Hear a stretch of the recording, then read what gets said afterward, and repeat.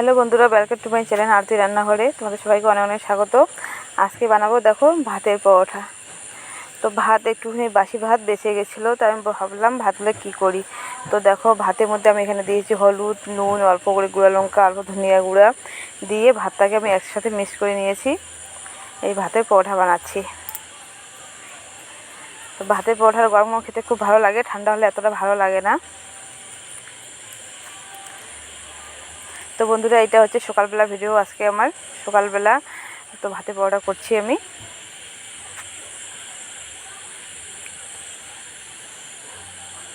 তো বেশি বড় করব না, ছোট ছোট করে বানাবো। কত সুন্দর করে বেলা যাচ্ছে।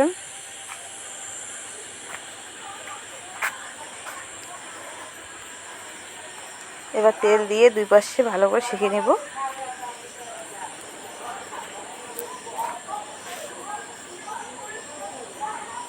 কেউ বুঝতে পারবে না যে এটা ভাতের পরোটা। দেখলে খুব ভালো লাগে, দেখো কত সুন্দর লাগছে।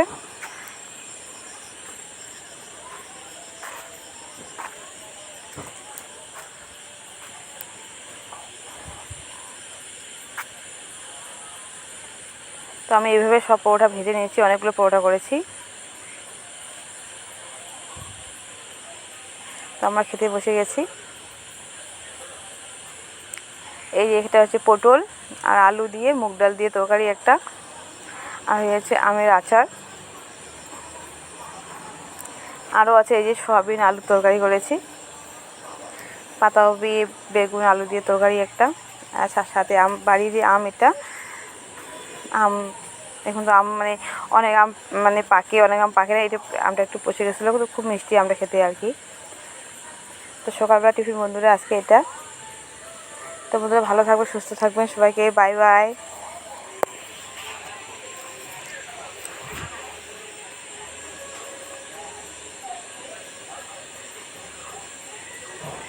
আমটা খেতে খুব মিষ্টি ছিল।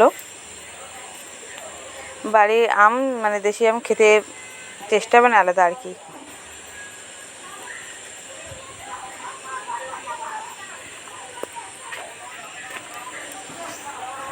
এই যেমন নাতিও খাচ্ছে আমার সাথে, দেখো ও খাচ্ছে, আমিও খাচ্ছি। দেখো বেছে বেছে আমগুলো খাচ্ছে।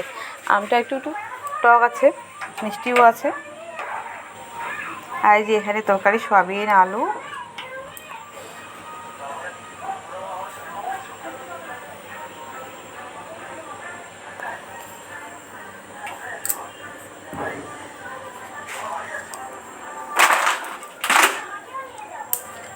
তো বন্ধু কদিন থেকে ভীষণ ভীষণ বৃষ্টি পড়ছে। এতটা বৃষ্টি বলা যায় না।